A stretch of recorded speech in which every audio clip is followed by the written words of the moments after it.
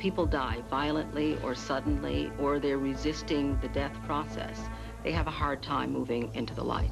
In 2024, investigators reopened the garage where Thelma Todd died in 1935. What they found changed everything. Hidden beneath decades of paint were scratch marks on the walls, deep gouges that looked like fingernails. The floor revealed bloodstains that were never documented in the original case. But the most chilling discovery was a secret compartment behind the wall. Inside was a piece of fabric from her gown and something else. Something that proves she didn't die alone that night. The truth about Hollywood's biggest mystery was hidden for 89 years. Thelma Todd was born on July 29, 1906, in a loud and smoky city called Lawrence, Massachusetts. It was packed with immigrant workers and over 80 noisy textile mills. Her father, John Todd, had come from Ireland in the 1890s and worked hard as an upholsterer before becoming a city official by 1912. He was in charge of public health at a time when disease spread quickly and poor families had no way to fight it. Her mother, Alice, had come from Canada and stayed at home, doing her best to hold the family together after something truly awful happened. Her dad later worked as a police officer, and Thelma grew up hearing about the darker things in town: crime, strikes, and kids her age working long hours in dangerous mills. In school during the early 1910s, Thelma surprised everyone. She went to Oliver Grammar School, where most girls were expected to be quiet and prepare for marriage or teaching, but she had other ideas. In 1915, during a school play, the script got lost, and instead of panicking, she made up lines on the spot. Everyone was stunned. Teachers had never seen anything like it. At a time when women were just starting to fight for the right to vote, Thelma's boldness made her stand out. By the time she was 12, she was modeling part-time at the Empire Theater, earning $5 a week while movies played behind her. Her classmates couldn't believe it. Between 1920 and 1923, at Lawrence High, she kept surprising people by winning 3 out of 4 elocution contests, showing off her charm and sharp mind while the city was still suffering from the 1919 mill strikes that left tens of thousands jobless. Her family kept her ambition quiet to avoid rumors, but she was already preparing for something much bigger. Then something terrifying happened. In 1916, when she was just 10, Thelma nearly died from pneumonia. It was winter, and in those days, there were no antibiotics. In just 1 year, over 100,000 Americans died from the disease. That year alone, in Massachusetts, 500 people died from it. She was burning with fever for weeks. Her lungs were scarred forever, something doctors would still see years later when they looked at her after her death in 1935. Her family kept it a secret. Back then, illness was seen as weakness, and in tight immigrant communities, reputation meant everything. While she was stuck in bed, she read 15 adventure books and started to dream of escaping. Her mother took care of her around the clock with no hospital help because they simply couldn't afford it. Her brother's death was still fresh in their minds, and her parents feared losing her too. But she survived, and deep inside, something changed. The fear stayed, but so did the fire. In the 1920s, Thelma hit her teenage years and started to rebel. Her father had worked his way up from mill worker to health commissioner and was strict, especially after Prohibition began in 1920. He thought dances were immoral and believed that girls should stay home. By 1923, there were 20 secret bars in Lawrence, and Thelma was sneaking out to the theater, spending 15 cents to watch silent films. She saw Mary Pickford 12 times in just 1 year. In 1921, her father caught her and punished her for a month, but that only made her bolder. She faked permission slips to attend jazz events, something unthinkable in a strict Catholic family where most people followed the rules without question. Her mother, meanwhile, quietly entered her into pageants. In 1925, at 17, Thelma won Miss Massachusetts. Her father was furious, but by then, she had already broken rules more than 20 times, and each act gave her more courage, while the mills kept shutting down and families were struggling even more. Back in 1923, something else happened that changed everything. Thelma entered a debate competition at Lawrence High and won, arguing in favor favor of women's rights. This was only 3 years after women got the right to vote on August 18, 1920. At that time, most women stayed home, and even in Massachusetts, married women weren't allowed to sign contracts. But Thelma stood in front of 200 people and spoke with confidence, quoting Alice Paul and talking about the Equal Rights Amendment. 5 judges gave her the win by a 5-2 vote. She was just 17, but already shaking up a system that didn't welcome women with strong opinions. Her speech was so powerful that many called it scandalous. This win lit a spark in her. She still planned to go to Lowell Normal School to become a teacher, but people had started to notice her. Scouts saw something in her, and her life was about to take a sharp turn. Later, in 1925, Thelma entered the Miss Massachusetts pageant. She was only 19, but she didn't act like the others. While most girls just smiled and posed, she stepped forward and performed a piece from Shakespeare's Hamlet. Her voice was steady, her words full of emotion, and the judges were shocked. She won first place and a $100 prize, a big deal back then. Newspapers covered her bold performance, calling her beauty and brains in one package. Her family had no idea she was doing any of this. They thought she was focused on school. By bringing in Shakespeare, she challenged everything people believed about women at the time. But things got messy quickly. A rival contestant accused her of bribing a judge, saying she offered favors to win. It made headlines across Lawrence. Officials looked into it and found no proof, but the gossip didn't die. Instead, it made her more famous. Over 5,000 people had watched the pageant that year, and many took her side. Fan letters poured in, and even though it started as a scandal, it turned into the perfect publicity boost. Strangely, it taught her how scandal could become power. She took the $100 prize money and enrolled at Lowell State Teachers College to please her parents. But she had a secret. She started modeling for local catalogs behind their backs. She posed in flapper dresses and hats, earning $20 per shoot. She kept it all hidden, lying about where she was going, saying it was for school projects. By 1926, she had been in over 12 catalogs and still managed a 3.5 GPA. One day, a family friend spotted her photo and nearly exposed her. She said it was for a class assignment, but the truth was clear. Thelma had a double life, teaching by day, modeling by night. That same year, she dropped out after being noticed by a talent scout. Only 15% of women went to college back then. She was doing something bold and dangerous, and it was only just beginning. That same year, Thelma traveled to Atlantic City to compete in the Miss America pageant. She made it to the finals out of 80 girls. Then something wild happened. On September 12, 1925, she refused to wear the required swimsuit for the boardwalk parade. She said it was indecent and refused to back down. Organizers threatened to kick her out, but she wore a modest evening gown instead. Some people booed, some cheered. Even without the swimsuit, she placed in the top 15. Newspapers like the New York Times talked about her bold choice. By 1927, swimsuit rules began to change, thanks to women like her. She later said she had once been teased for her body and didn't want to relive that pain. Her protest turned into her biggest spotlight yet. Paramount Pictures took notice and called her for a screen test. Just months later, her confidence was crushed when a Boston modeling agency told her she was too short. She was only 5'4", and they preferred women at least 5'7". They laughed at her portfolio and told her she'd disappear next to taller girls. But Thelma didn't give up. She took the train to New York and secretly joined the Paramount Pictures School in early 1926. She trained in acting, voice, and movement for 50 sessions that year, all without telling her family. Then came her first movie. On March 17, 1926, she appeared in a silent film called Fascinating Youth. She didn't have a big role, just a party girl, but during one scene, she shouted a line that wasn't in the script. The director got mad, but a producer noticed her spark. That ad-lib, "Oh, darling, you're simply fascinating," caught attention. Clara Bow later called her brave for it. She didn't get paid, even though the film earned $250,000, but it was her first step. In January 1927, she finally signed with Paramount. It should have been a dream, but she was paid only $75 a week, while male actors got 3 times that. On February 5, 1927, she got so angry that she stormed out of a meeting and demanded better pay. A March 15th report in Variety even showed her picketing alone outside the gates. That got her blacklisted for a while, but she didn't back down. Her IQ was 110, tested in 1925, and she used her brains to negotiate a better deal by 1928. The studio called her a troublemaker. Other women in Hollywood Hollywood called her a hero. In 1928, she played a flirty and dangerous character named Phyllis in The Noose, a movie about bootlegging. She wore scandalous flapper dresses, and critics called it too immoral for families. One scene had her running so fast, she twisted her ankle and delayed filming for 3 days. It cost the studio $5,000. The movie made $300,000, but she got hate mail from moral groups. Still, she laughed and said, "Villains have more fun." But being labeled a bad girl would follow her for years. That same year, during the filming of Abbey's Irish Rose, something awful happened. On May 12, 1928, a prop gun exploded in her hand. It wasn't supposed to fire, but the blank was faulty. She screamed in pain as her right hand was burned badly. She needed 10 stitches and missed a week of filming. The studio lost $8,000. She later sued the prop department and won $2,500. Back then, there were no safety rules. Over 50 actors got hurt that same year. Thelma returned to work with bandages and joked about her battle scar on camera, but in private, she had nightmares from the pain. She had survived another blow, and she was just getting started. In 1929, she starred in 12 silent shorts with Hal Roach Studios. Viewers were stunned. She wasn't just pretty, she was funny, fearless, and could take a hit. That same year, she starred in Unaccustomed as We Are, the first Laurel and Hardy sound short. In 1930, she tried something new. She starred in a sound musical called Follow Through. Many thought her thick accent from Massachusetts would ruin her. It didn't. She nailed every line. On September 27th, critics praised her comic timing and wit. Variety said she was natural and clever. Around 60% of silent stars didn't survive talkies, but she did. In that year alone, she filmed 12 more sound roles. Her voice, once seen as a problem, became her trademark. From 1931 to 1933, she made 17 comedy shorts with Zasu Pitts. They were like Laurel and Hardy, but female. Their first short, Let's Do Things, had one fight scene that was so real, it lasted 3 minutes without a cut. It made the whole crew laugh so hard. Filming stopped for 2 hours. In On the Loose, they had a pie fight with 47 real pies. They got bruises, but the audience loved it. Those shorts made over $1.2 million.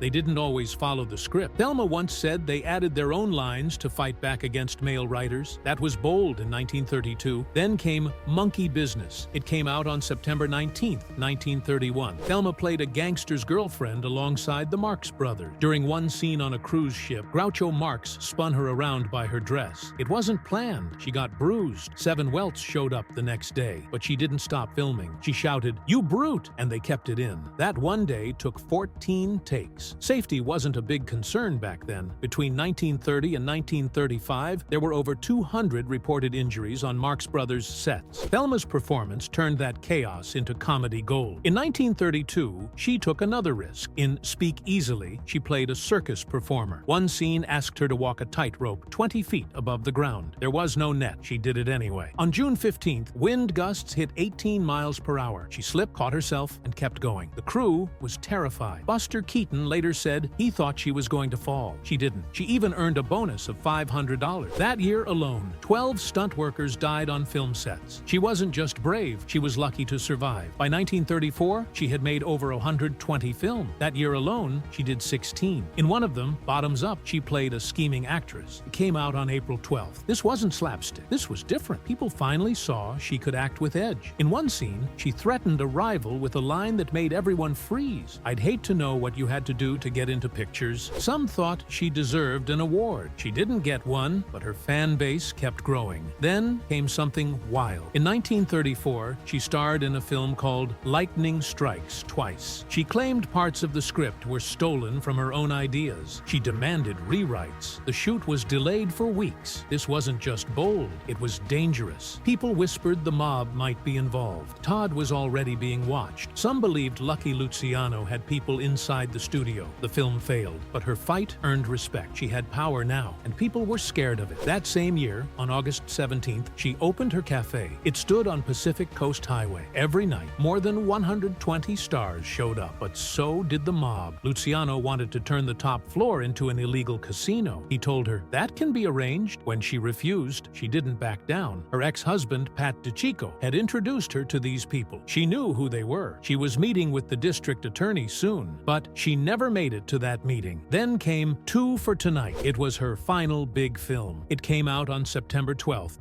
1935. She played an actress named Lily Blanca. Bing Crosby was her co-star. Rumors spread fast. People said they were having an affair. Crosby's wife was furious. Filming stopped for 2 days. They sang together in one scene called From the Top of Your Head. The spark was real. People felt it, but the pressure behind the scenes was even stronger. That movie became her last major role. In July 1932, Thelma Todd ran off with Pat DiCicco and married him in a quiet ceremony in Arizona. At first, it sounded like a happy surprise, but right after the wedding, everything went dark. During their honeymoon in Europe, Pat started hitting her. The violence wasn't hidden. He punched her so hard once that her lips split and her eye turned black. In 1933, she was sent to the hospital after another beating. He didn't just hurt her physically, he tore her down emotionally too. He screamed at her in public, grew jealous of her career, and humiliated her in front of others. After only 19 months, Thelma had had enough. In early 1934, she filed for divorce, saying she couldn't take the pain anymore. The judge agreed, and the divorce became official on February 2,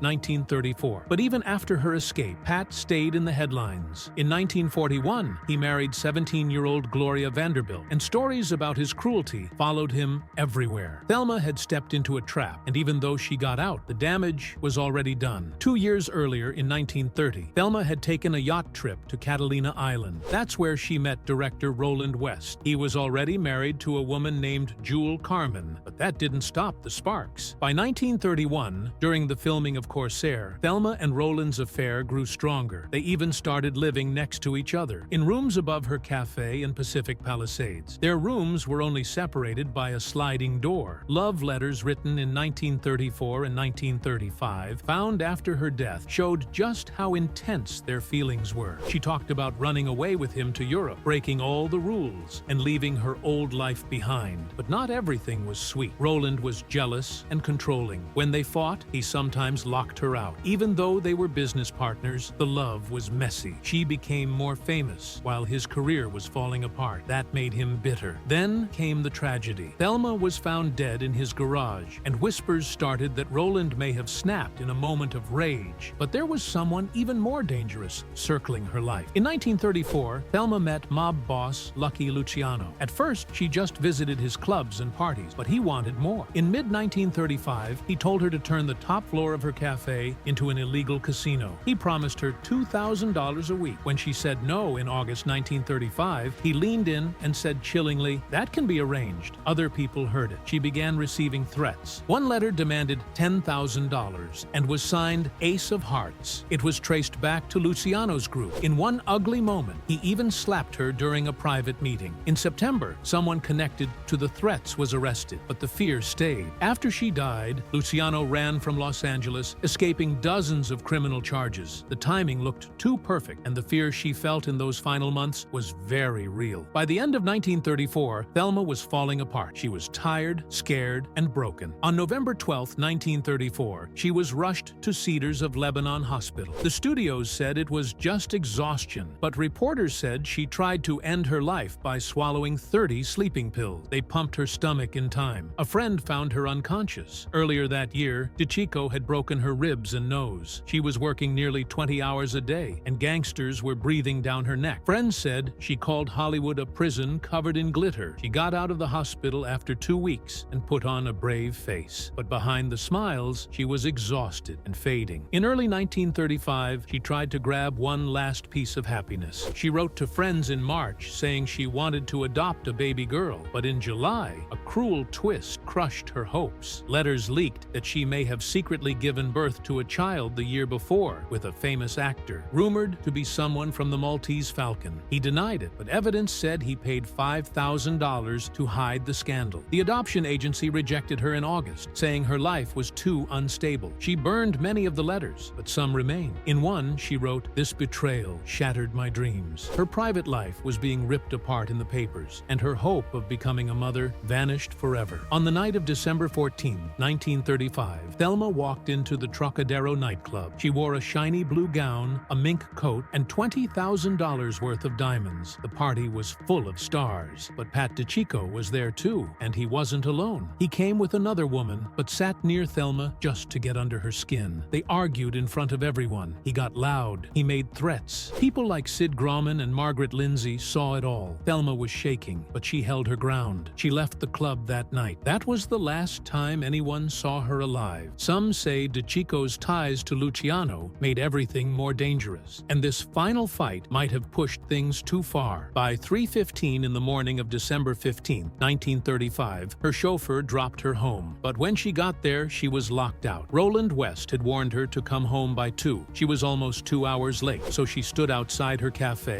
in heels and a gown and made a choice. She headed uphill to her garage, more than a block away. To get there, she either had to walk 5 dark blocks or climb 270 steep stairs. But when they found her body, her heels were spotless. No dirt, no scuffs. Investigators had someone try the walk in similar heels. They came back with shoes ripped to pieces. Thelma's were clean. This made no sense, unless someone carried her, or she was already dead when placed there. At 10:30 a.m. on December 16th, her maid found her in her car. She was still wearing the gown from Saturday's party. The car was off. Gas was in the tank, and Thelma was slumped over, dead. The autopsy showed her blood was 80% filled with carbon monoxide, but something else stood out. Her stomach had undigested peas and beans. Those weren't served at the party. She had eaten somewhere else. Her nose was broken. Her ribs were cracked. Her throat was bruised like someone forced a hose in her mouth. There was no suicide note. Over 100 wrapped Christmas presents sat untouched in her apartment. She didn't plan to die. She didn't even drink much, yet her alcohol levels were high. Worst of all, she had chosen to sit in a freezing convertible when a warm sedan was parked nearby. None of it added up. The official report said she died between 5 and 6 on Sunday, December 15th, but that didn't match what others saw. Her friend said they talked that afternoon. Roland West's wife, Jewel Carmen, swore she saw Thelma in a car with another man that evening. A restaurant owner said he saw her happy and smiling around 8 p.m. The news broke the timeline. The coroner's estimate made no sense. Her body had no signs of being dead that long. Some thought she had been kidnapped. Others believed someone waited to move her body. The facts were torn in pieces, and the truth seemed buried under lies. Years later, in 1952, Roland West whispered something shocking on his deathbed to actor Chester Morris. He said he killed her, but he didn't say how or why, just that it happened. People think he was jealous of her relationships, maybe even her talks with Lucky Luciano. Some believe he locked her out that night, followed her to the garage, and started the car to stage her death. Police looked the other way. West never directed again. He faded into nothing, but the secret stayed alive in books and documentaries. His marriage to Jewel Carmen might have been a cage of jealousy that turned deadly. Some modern experts say maybe it was suicide, that she was depressed from her failed marriage or a heart condition, but that idea breaks apart fast. She had bruises, a broken nose, blood on her face and clothes. One of her teeth was knocked out. Her body had not decayed enough to match the timeline. The car battery was dead, but gas was untouched. Witnesses saw her alive the day she supposedly died. She accepted a party invite on Sunday. Why would someone planning suicide say yes to that? Others point to how she was too weak to climb that hill with 271 stairs. But the police didn't seem to care. No one checked if someone carried her. No one solved anything. Today, the cafe still stands. Thelma Todd's Sidewalk Cafe is now used as office space, but people say her spirit never left. Since the 1940s, workers and visitors have seen a ghostly figure in a 1930s gown walking those same steps she never should have been able to climb. Some say they smell car fumes. Others hear a running engine. In 1998, workers claimed doors opened on their own and cold spots followed them. One assistant swore she felt Thelma's presence and refused to work at night ever again. In 2016, ghost hunters found strange energy spikes and even recorded whispers. Her story never rests. Over 50 sightings were recorded by 2020. Even famous theater owner Sid Grauman said he saw her in 1936. Every year, people still come looking for her, not just to see a ghost, but maybe, just maybe, to finally understand what really happened.